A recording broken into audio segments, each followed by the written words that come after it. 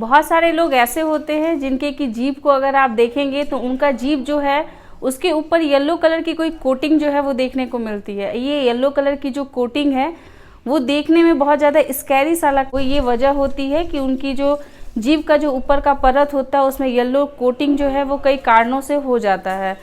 तो ये yellow coating जो है अगर वो हमेशा होता है तो ये एक सही साइन जो है वो नहीं माना जाता है। इसको ठीक करने की आवश्यकता होती है, क्योंकि आपकी जो ओरल कैविटी होती है वही आपके पूरे हेल्थ को आइडेंटिफाई करती है, पूरी हेल्थ को दर्शाती है कि आपका जो है कोई हेल्थ इश्यूज होने वाला है या फिर आप नॉर्मल हैं।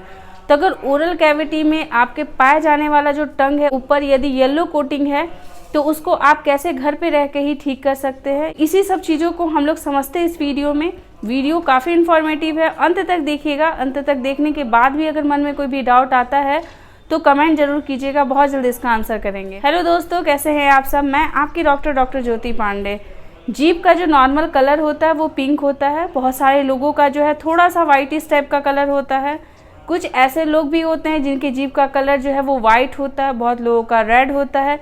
बहुत सारी कंडीशंस जो होती है वो जीभ की होती है, और जीभ के कलर को देख करके आप अपने बॉडी में होने वाले जो चेंजेस होते हैं या बॉडी में होने वाली जो बीमारी होती है उसको आप आसानी से पता लगा सकते हैं। पहले के ज़माने में जब बहुत ज़्यादा टेस्ट नहीं हुआ करते थे तो हमारे जो फिजिशियन हुआ करते थे वही हमारे जीभ को देख करके और बता देते थे कि हमारे लीवर में प्रॉब्लम है या फिर हमारे जो है किडनी में प्रॉब्लम है या हमारा जो इंटेस्टाइन है, जो स्टमक है, उसमें प्रॉब्लम है। तो ये चीज़ें जो हैं बहुत इजी हुआ करती थी पहले, लेकिन अब जो है वो इतना ज़्यादा मेडिसिन यूज़ किया जाता है, इतना ज़्यादा हम लोग जो है लाइफ स्टाइल को बैड कर चुके हैं, बहुत सारी बैड हैबिट्स को फॉलो करते हैं, इसलिए जो है वो बहुत ज़्यादा बीमारियों का पता जो है वो जीभ को देख करके लगाना अब के डेट में थोड़ा सा मुश्किल हो गया है। कुछ ऐसे कारण होते हैं जिसमें कि जीभ जो है वो अक्सर पीले कलर का दिखाई देता है। तो ये जानते हैं सबसे पहले कि कौन कौन से ऐसे कारण होते हैं जिसमें कि जीभ जो है वो लोगों का पीला रंग का दिखाई देता है।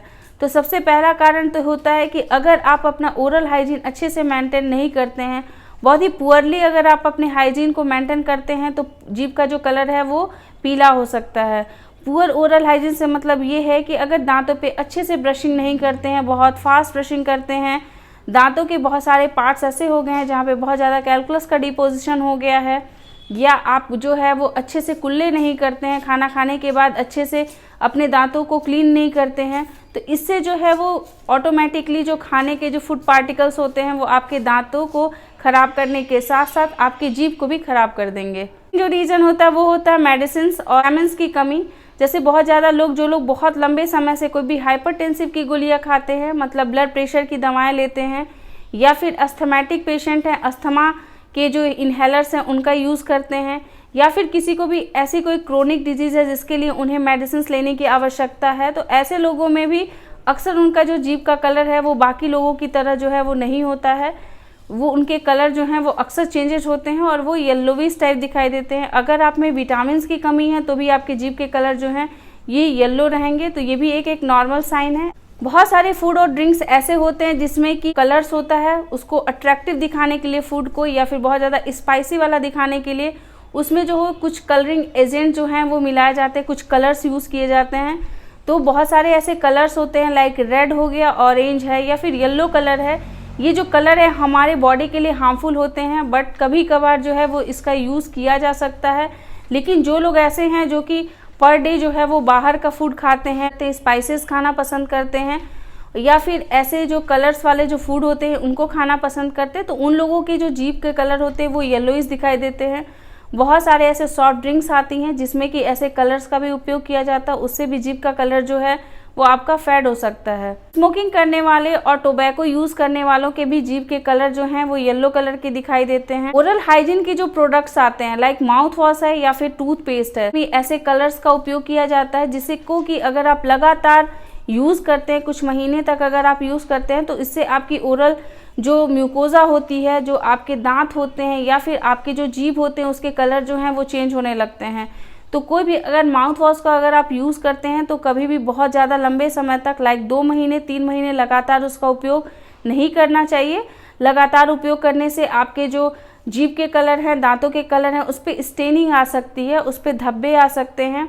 वैसे ही अगर कोई टूथपेस्ट आप रेगुलर यूज़ करते हैं तो कोशिश करें कि वो डेंटिस्ट प्रिस्क्राइब्ड हो और अगर आप मार्केट वाले टूथपेस्ट यूज़ करते हैं तो हर टूथपेस्ट को 1 से 2 महीने के बाद आप चेंज कर दिया करें, ताकि उसके जो बैड इफेक्ट्स होते हैं वो आपके दांतों के ऊपर ना पड़े। का जो सूखापन होता है वो भी आपके जीभ के कलर के लिए जिम्मेदार होता है, जिसको कि हम लोग ड्राई माउथ बोलते हैं या फिर उसको जीरोस्ट्रोमिया भी बोला जाता है। तो अगर ऐसा कुछ होता है तो उससे भी आपका जो ओरल म्यूकोजा का कलर है या फिर आपके जीभ का कलर है वो अफेक्टेड होता है। और उसी तरीके से बहुत सारे लोग ऐसे होते हैं जो कि माउथ ब्रीदिंग करने का काम करते हैं, जैसे कि मुंह से सांस लेना। ये बहुत सारे रीज़न हो सकते हैं इसके। तो अगर रात में भी कोई माउथ ब्रीदिंग की जिसको हैबिट होती है तो उसके भी जीभ के जो कलर होते हैं वो अफेक्टेड होते हैं। कोई भी स्किन डिसऑर्डर है तो भी जो कलर है वो चेंज हो सकता है। जॉन्डिस के केसेस में भी जीभ के कलर जो है वो येलोइश दिखाई देते हैं। कोई डायबिटिक पेशेंट होते हैं, उनका जो डायबिटिक का लेवल है अगर बहुत ज़्यादा फ्लक्चुएट करता है तो भी जीभ के कलर पे अफेक्ट पड़ता है। और गैस्ट्रिक जो लाइनिंग होती है, मतलब जो हमारा जो स्टमक होता है उसकी जो लाइनिंग होती है उसमें अगर कोई डिसऑर्डर होता है तो इससे भी आपका जीभ का कलर जो है वो अफेक्टेड होता है। ये सारे जो हैं वो रीज़न होते हैं कि जीभ का कलर जो है वो ऐसा पीला क्यों होता है।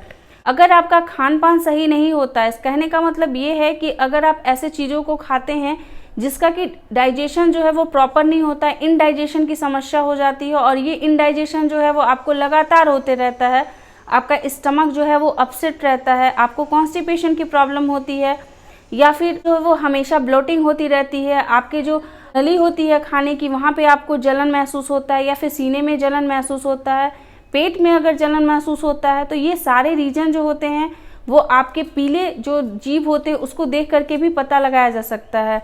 तो इनडाइजेशन की प्रॉब्लम जो है वो सबसे ख़राब प्रॉब्लम है इस केसेस में। अगर ऐसे कोई लोग हैं जिनको कि इनडाइजेशन की समस्या हमेशा बनी रहती है और उनका जीभ का कलर भी येलो है, तो उन लोगों को ऐसे तो डॉक्टर के पास जा करके अपना प्रॉपर ट्रीटमेंट लेना चाहिए। बट अगर आप होम रेमेडी चाहते हैं, आप चाहते हैं कि घर पे ही आप अपने इस प्रॉब्लम को सॉल्व करें, तो उसके लिए एक उपाय है कि आप अनाज का जो उपयोग है उसको कम से कम कर दें। अनाज से मतलब ये होता है कि जो आप गेहूँ है, ज्वार, बाजरा, जो चावल है, ये टाइप की जो चीज़ें होती है उसका थोड़े दिनों तक आप कम उपयोग करें, या फिर जितना करते हैं उसकी क्वांटिटी को कम कर दें। आप बाहर के जितने भी फूड और स्पाइसेस होती हैं, जितने भी ड्रिंक्स होते हैं, उन सारी चीज़ों को आप बंद कर दें। तो इससे क्या होगा कि आपका जो स्टमक है वो हेल्दी होना शुरू हो जाता है, उसमें जो है पाचन अच्छे से होने लगेगा, डाइजेशन अच्छे से होने लगेगा। इससे आपकी जो प्रॉब्लम है, जो येलोइश जो आपके जो टंग है, वो प्रॉब्लम धीरे धीरे जो है वो ख़त्म होगी। इसमें 2 से 3 महीने का समय लगेगा।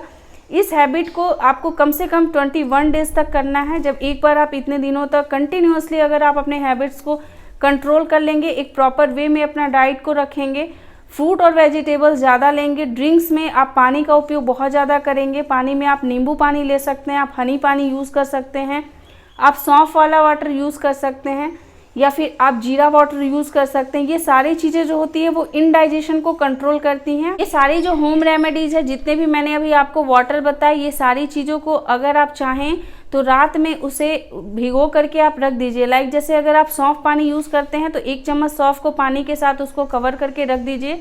सुबह उसको थोड़ा सा बॉयल कीजिए, जैसे कि अगर वो 1 कप अगर आप रखें तो हाफ कप तक वो हो जाए। उसके बाद उसको सिप सिप करके चाय की तरह एम्प्टी स्टमक आपको, मतलब खाली पेट आपको लेना है। इससे आपका डाइजेशन सही होता है। ऐसे ही जीरा वाटर को के साथ भी करना है। सुबह सुबह अगर आप जो नारियल पानी होता है उसको लगातार कम से कम 3 दिनों तक वीक में यूज़ करने से भी आपकी इनडाइजेशन की समस्या ख़त्म होती है, और इससे आपके जो स्टमक के जो गुड बैक्टीरिया होते हैं उनकी क्वांटिटी जो है वो बढ़ जाती है। इससे भी आपकी जो जीभ वाली समस्या है वो सही हो सकती है। और आप खाने में जो है वो दही का उपयोग किया करें। दही जो है वो नेचुरल प्रोबायोटिक्स होता है, इसमें भी गुड बैक्टीरिया होते हैं। उससे आपकी जो पेट है वो काफ़ी ठंडक महसूस करती है। उसमें प्रॉपर जो एसिडिक जो नेचर होता है उसका, वो अच्छे से आपके जो होता है उसको डाइजेस्ट करता है। मार्केट में आने वाला जो इसफ घोल की जो पाउडर आते हैं उसको भी आप पानी में भिगो करके 10 मिनट तक उसको छोड़ दें, उसके बाद उसका आप उपयोग कर सकते हैं। ये भी अगर आप जो है वो खाली पेट में करेंगे तो बहुत अच्छा रहेगा। या फिर उस इसफ घोल को आप दही के साथ अगर यूज़ करते हैं तो भी आपको ये जो है वो काफ़ी सहयोग देता है। आपका जो ये प्रॉब्लम होती है जीभ वाली वो ख़त्म होने लगती है। और एक बहुत ही कारगर सा उपाय ये है कि जब भी आप खाना खाते हैं तो खाना खाने के बाद आप जो है वो अपने मुंह में एक हरी इलायची जो होती है बड़ी वाली, उसका आप उपयोग करें। इससे आपका जो है हाइजीन भी मेंटेन रहता है, उसके साथ साथ आपकी डाइजेशन बहुत अच्छी होती है।